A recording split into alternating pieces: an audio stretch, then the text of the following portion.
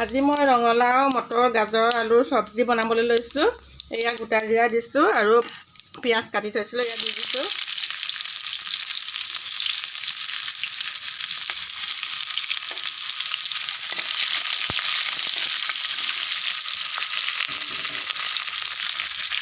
চব্জিখিনি কাটি থৈছিলোঁ।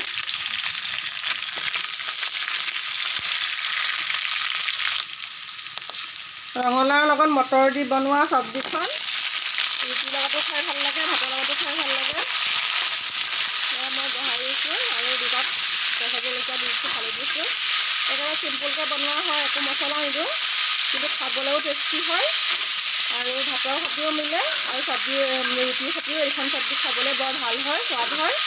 আৰু ৰঙালাও হেনো কেঞ্চাৰৰ প্ৰতিৰোধক হয়, কেৰাটিন থকা হেৰিবিলাক গাজৰ ৰঙালাও এইবিলাক। আৰু আমাৰ ঘৰত ৰঙালাও খোৱা হয়।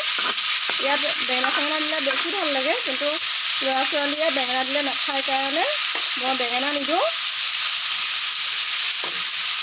জোখমতে মই নিমখ হালধি দি দিছোঁ আৰু বেলেগ মছলা একো নিদিওঁ।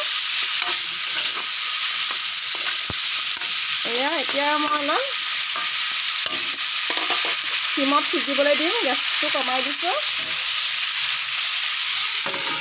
ঢাকন মাৰি দিছোঁ। চিমত সিজিব দিছোঁ।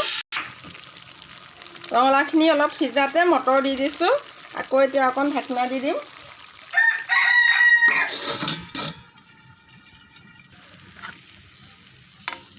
মোৰ একদম ৰঙালাও চব্জি হৈ গ'ল, মটৰ ৰঙালাও চব্জি। আৰু ইপিনে এটা অমলেট বনাই আছোঁ।